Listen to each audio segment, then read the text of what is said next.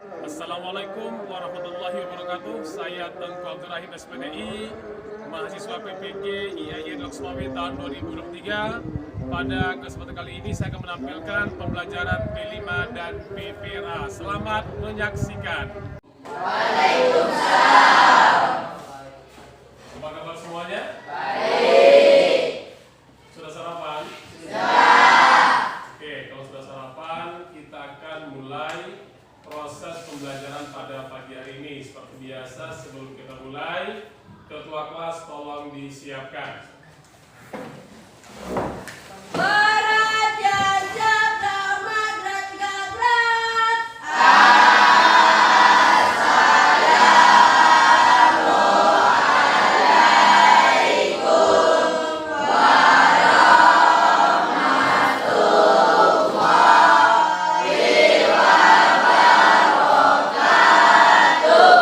Waalaikumsalam warahmatullahi wabarakatuh.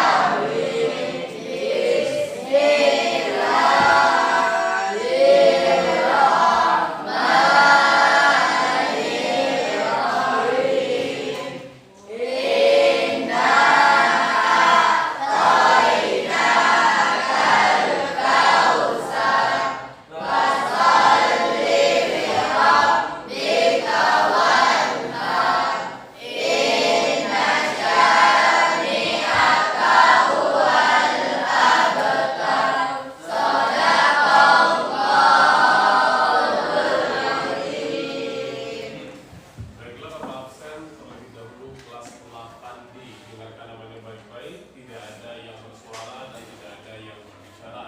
Afgan Arif Saputra, Aki Prananta, Alia Ibrahim Zahwa, Arwin Sidik, Ar-Rahman Ar-Rahim, Biki Saputra, Bika Pratama, Dinda Kanaya, Dinda Putri Cahaya, Elsa Putri. Oke. Berarti ada beberapa orang yang tidak hadir, ada yang sakit dan ada yang alfa. Baiklah, sebagaimana pada pertemuan sebelumnya yang saya sampaikan, bahwasanya kita pada hari ini belajar tentang implementasi P5 dan PPRA. Ini merupakan sesuatu yang baru bagi kita. Apa itu P5? Banyak di antara kita mungkin belum tahu, dan apa yang dimaksud dengan PPRA. Jadi sebelum kita melakukan lebih lanjut, Bapak sampaikan kepada kalian bahwasanya P5 itu adalah proyek pembuatan profil pelajar Pancasila dan profil pelajar Rahmatan lil Alamin. Ini merupakan salah satu produk dari kurikulum Merdeka. Karena kurikulum yang kita pakai saat ini adalah kurikulum Merdeka atau kadang disingkat dengan KURMA. Selanjutnya, adapun tema yang kita bahas pada pertemuan kali ini adalah gaya hidup berkelanjutan. Ada topik di situ kita lihat menjaga lingkungan alam sekitar. Kemudian ada proyek profilnya mengkampanyekan atau membiasakan hidup bersih. Ini merupakan tema dari gaya hidup berkelanjutan. Baiklah, sebelum kita membahas lebih lanjut, maka mari sama-sama kita melakukan tepuk profil Pancasila. Tujuannya apa? Agar kita bersemangat Jadi tidak ada yang loyo, tidak ada yang mengantuk. Mudah-mudahan setelah ini kita semua semangat untuk mengikuti pembelajaran. Bisa semuanya? Bisa. Nah, sekarang semuanya berdiri.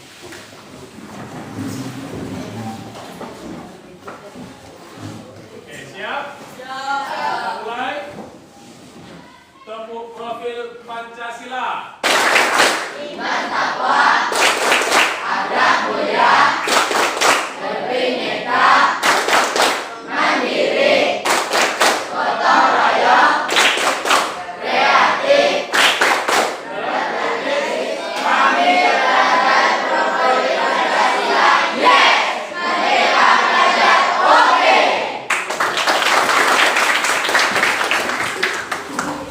Bagaimana, masih ada yang mengantuk? Mudah-mudahan setelah kita melakukan tepuk profil Pancasila tidak ada lagi yang mengantuk dan kita siap untuk mengikuti proses pembelajaran. Baiklah, di sini ada beberapa hal yang perlu aku sampaikan. Yang pertama adalah elemen, ya, yaitu mengkampanyekan atau membiasakan gaya hidup bersih, akhlak kepada alam, ya. Jadi akhlak itu tidak hanya kepada sesama manusia, tetapi juga ada akhlak kita terhadap alam. Bagaimana perlakuan kita, bagaimana yang harus kita lakukan terhadap alam itu sendiri. Selanjutnya kita lihat latar belakang. Kenapa Bapak memilih gaya hidup berkelanjutan? Ini tak lain dan tak bukan karena melihat situasi dan kondisi di madrasah kita. Apa salah satu situasi dan kondisi di madrasah kita? Siapa yang tahu? Bagaimana kondisi lingkungan madrasah kita? Kotor. Kemudian banyak sampah yang berserakan, banyak sampah yang bertebaran. Jadi ingat, inilah yang mendasari kenapa kita harus menjaga alam sekitar. Latar belakangnya adalah dikarenakan banyaknya sampah yang berserakan, banyaknya sampah yang bertebaran di lingkungan madrasah. Dengan adanya implementasi P5 dan PPRA ini, madrasah kita menjadi bersih. Amin. Ya Allah. Berikut adalah beberapa langkah yang dapat dilakukan dalam kontekstualisasi permasalahan dalam tema gaya hidup. Yang pertama, observasi lingkungan. Jadi langkah yang bisa kita lakukan adalah kita mengamati bagaimana kondisi lingkungan madrasah kita ini. Apakah lingkungan kita itu bersih atau sebaliknya lingkungan madrasah kita itu kotor. Kemudian identifikasi masalah. Apa artinya? Kita menentukan masalah. Kenapa ini bisa terjadi? Setelah kita observasi, simak ya, setelah kita amati, maka kita identifikasi, kita tentukan. Setelah itu baru kita buat rencana aksi yang nyata. Nih, ada beberapa contoh aksi nyata yang dapat dilakukan untuk mendukung gaya hidup berkelanjutan. Diperhatikan, lihat di monitor, lihat di layar. Yang pertama, langkah konkret yang bisa kita lakukan adalah mengurangi penggunaan plastik sekali pakai, mengganti kantong plastik dengan tas belanja kain yang digunakan berulang kali. Yang kedua, membuang sampah pada tempat yang telah disediakan. Yang ketiga, memisahkan antara sampah organik, anorganik, dan B3, sampah bahan berbahaya dan beracun. Yang terakhir, melakukan ujian daur ulang sehingga menjadi barang yang berguna dan bermanfaat. Ini jenis-jenis sampah dan contohnya. Ya, baik-baik. Ada sampah organik, ada sampah anorganik, ada sampah bahan berbahaya dan beracun. Bapak tanya dulu, siapa di antara anak bapak yang tahu apa itu sampah organik? Secara sederhana, sampah organik itu adalah sampah yang mudah terurai, mengalami penguraian, mengalami pembusukan. Ya, kita lihat ada sisa sayur, ada kulit pisang, ada buah yang busuk, ada kulit bawang dan sejenisnya. Sedangkan sampah anorganik adalah sampah yang sulit terurai. Apa contohnya? Sampah plastik, kaleng, dan styrofoam. Coba kalau kita lihat botol aqua, botol air mineral itu kalau seandainya kita tanam, ya puluhan tahun, bahkan dia tetap dan dia sulit untuk terurai. Yang ketiga ada sampah bahan berbahaya dan beracun seperti batu, baterai bekas, ada pestisida, ada oli bekas, ada deterjen pakaian, dan ada pembersih lantai. Jadi ingat, ini adalah jenis-jenis sampah. Ini perlu disampaikan, ini perlu disosialisasikan. Apa tujuannya? Untuk memberikan pemahaman kepada kita tentang jenis-jenis sampah. Jadi ke depan kita akan berupaya, kita akan membuat tong sampah sesuai dengan jenisnya. Jadi yang selama ini mungkin satu tong sampah itu tercampur semuanya, ada yang organik, ada yang anorganik, bahkan ada yang B3. Untuk kedepannya setelah kita melaksanakan P5 PPRA, kita akan buat tong sampah sebanyak 3 buah setiap kelas. Kenapa 3 buah? 1 untuk organik, 1 untuk anorganik, 1 untuk bahan berbahaya dan beracun. Tujuannya adalah untuk mengedukasi masyarakat madrasah ini agar tahu dan agar peduli dan sadar arti pentingnya kebersihan. Oke, kita lanjutkan. Ini adalah dampak buruk membuang sampah sembarangan. Bapak tanya dulu, kalau kita yang buang sampah sembarangan, siapa yang rugi? Kita. Ya, kita rugi akibat perbuatan kita sendiri. Kita lihat yang pertama, ini gambar yang pertama. Ini akibat membuang sampah di sungai.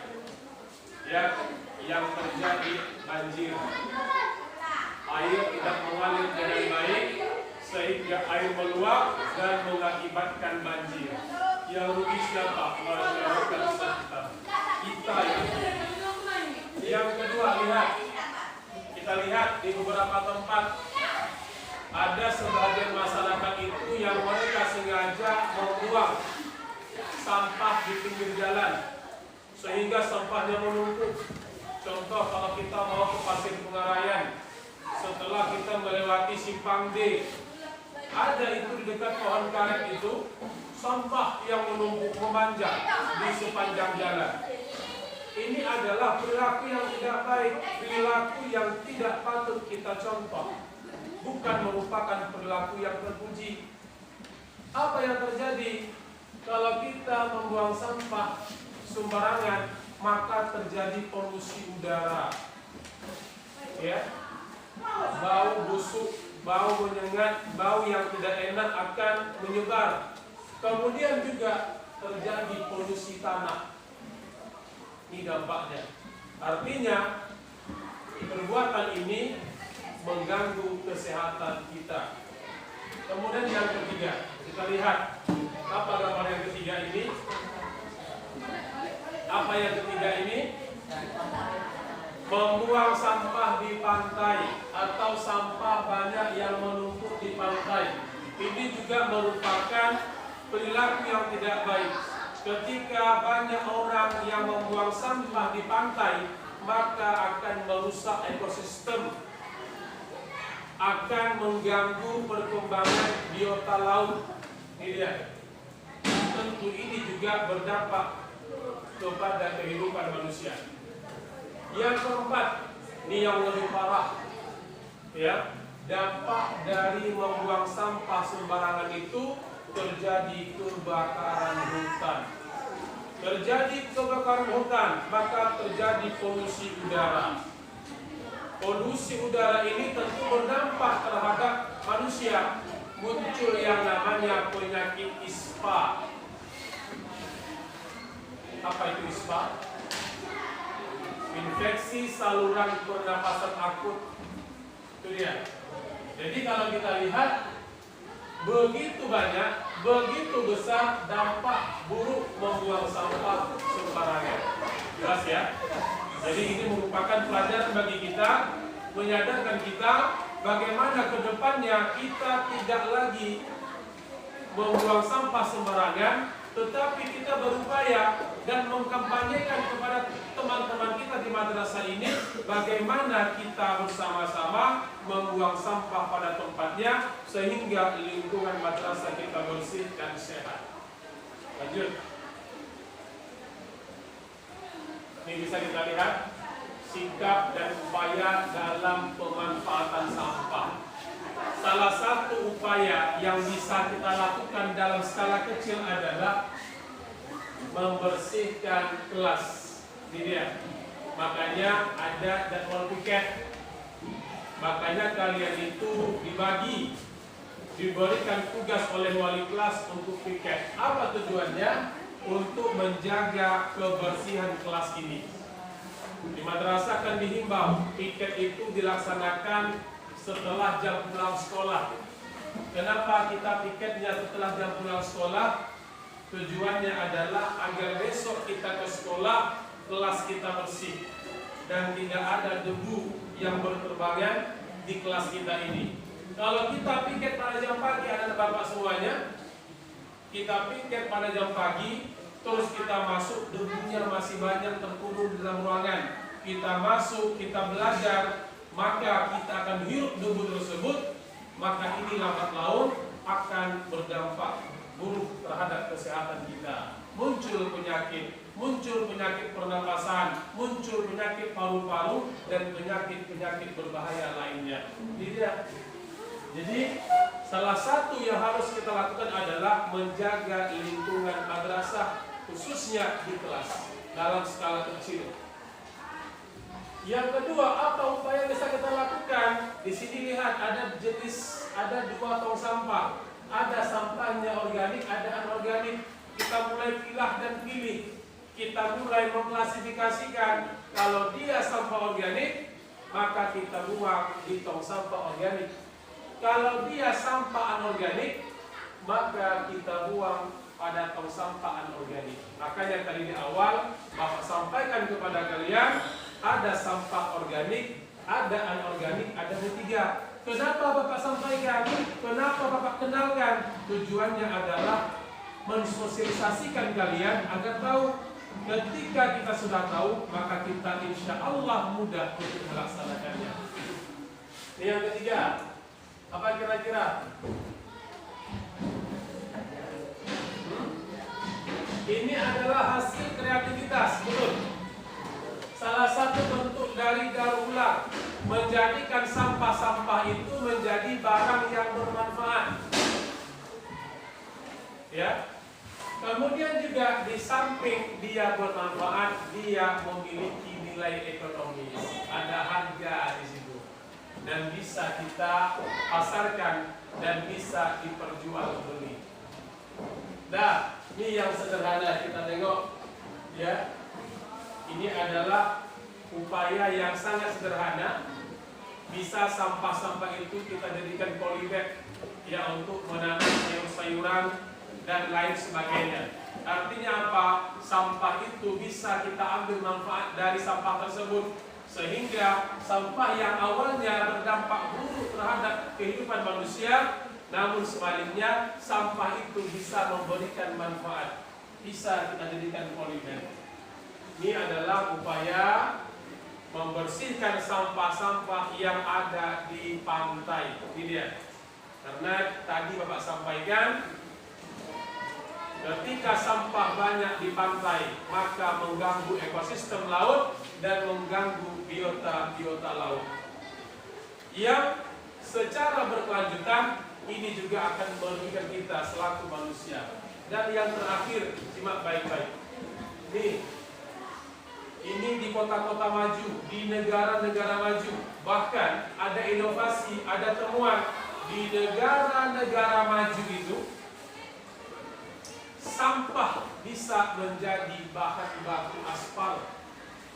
Kita lihat, ini adalah aspal yang terbuat dari sampah, yang bahan bakunya dari sampah. yang awalnya sampah ini merugikan masyarakat, tetapi karena adanya inovasi, adanya penemuan-penemuan, akhirnya sampah tersebut bisa disulap menjadi aspal dan bermanfaat bagi kehidupan manusia. Jelas sampai di sini? Nah, kita lihat ya. Bapak sudah memberikan penjelasan kepada kalian, Bapak sudah memberikan pemaparan kepada kalian, maka masing-masing kelompok akan Bapak berikan tugas. Kita akan membuat poster. Ya, himbauan kepada warga sekolah, kepada warga madrasah. Kita buat poster induk, ya, salah satu bentuk kampanye, mengkampanyekan kepada warga madrasah agar peduli terhadap lingkungan madrasah dan lingkungan alam sekitar. Mudah-mudahan dengan poster yang kita buat ini bisa memberikan kesadaran kepada warga madrasah, sehingga apa yang kita lihat pada hari ini, yang sampahnya berserakan, yang sampahnya bertebaran, tidak terjadi lagi. Jadi masing-masing kelompok diberikan kebebasan ya untuk membuat poster ya yang berkaitan tentang menjaga lingkungan alam atau menjaga lingkungan sekitar, dan boleh menjaga lingkungan madrasah. Dimulai dari sekarang, diberi waktu lebih kurang 20 menit.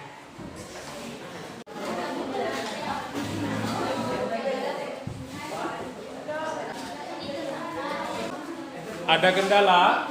Tidak?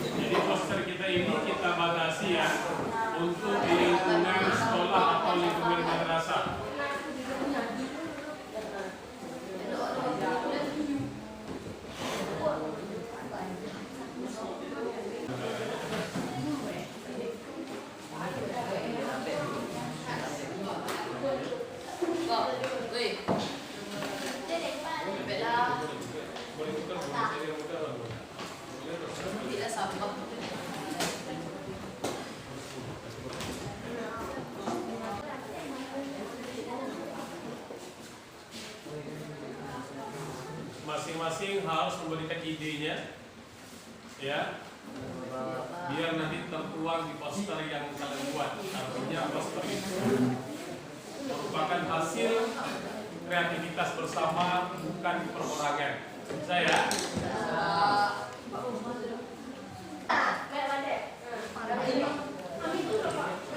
nanti kata-katanya itu kalau boleh kalian apa kira-kira pesan disampaikan ya. Jadi kalian dapat kira-kira diberi kebebasan redaksi pesannya apa ya, apa sih kira-kira cocok bahasanya, boleh kayak gitu ya.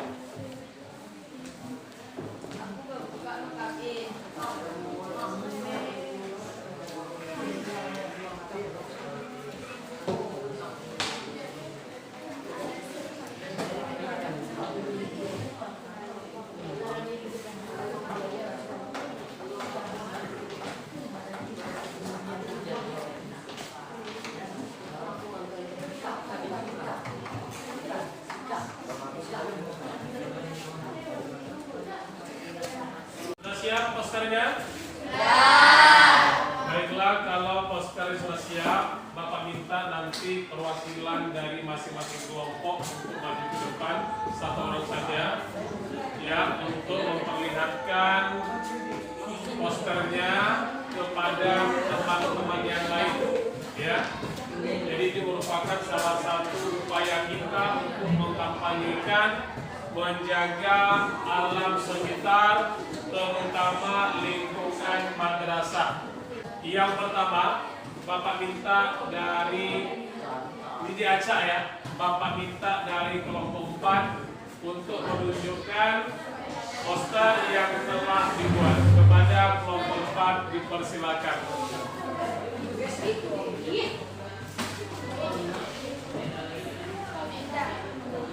Silakan kelompok 4, satu orang saja, boleh berdua, wakili satu. Ya, satu orang tinggal pegang, satu orang tinggal baca. Ya, silakan.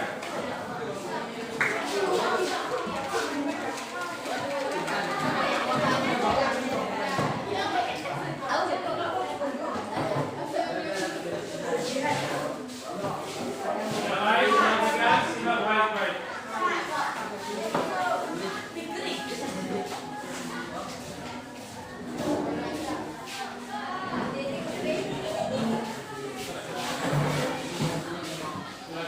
Kami dari kelompok berapa? Assalamualaikum warahmatullahi wabarakatuh. Waalaikumsalam. Kami dari kelompok 4 akan presentasikan tentang poster yang telah kami buat. Temanya apa? Jagalah kebersihan lingkungan sekolah. Oke, kemudian itu apa tuh? Ini? Kebersihan sebagian dari iman. Oke, kita lihat ya. Kita lihat poster dari kelompok 4. Jagalah kebersihan lingkungan sekolah. Kita lihat di sini. Dari poster terbuat, sekolahnya bersih. Sampahnya itu dibuang pada tong sampah. Ini merupakan salah satu contoh yang harus kita lakukan untuk menjaga kebersihan lingkungan madrasah. Kita mendapat untuk kelompok 4.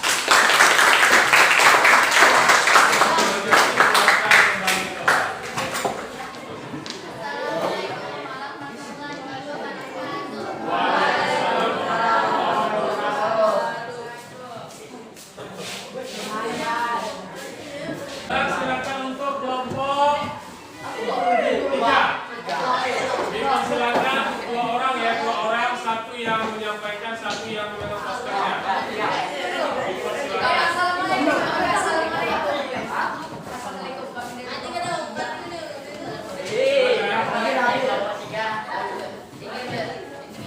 Ya, silakan. Kita perhatikan, kita saksikan, lihat untuk kelompok 3. Waalaikumsalam warahmatullahi wabarakatuh. Kami akan menyampaikan hasil Poster. poster kami tentang jagalah kebersihan buang sampah pada tempatnya. Oke, dan perhatikan di sini ada poster salah satu contoh yang baik, sikap yang baik, yaitu membuang sampah pada tempatnya. Ini ada pesan yang mereka sampaikan agar kita semuanya terbiasa untuk membuang sampah pada tempatnya sehingga lingkungan madrasah kita itu bersih.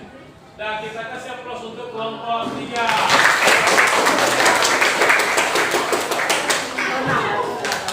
Oke, cukup. Nah, perhatikan. Ini sebagai penutup closing statement buat kalian. Anak-anak Bapak sudah membuat poster yang bertemakan tentang jagalah kebersihan. Jadi Bapak berharap kepada kalian, apa yang kita lakukan pada hari ini, apa yang kita buat, ini tidak hanya sekedar kita buat, tetapi bagaimana kita bisa mengimplementasikan dalam kehidupan, terutama dalam menjaga kebersihan madrasah kita ini. Jelas sampai di sini?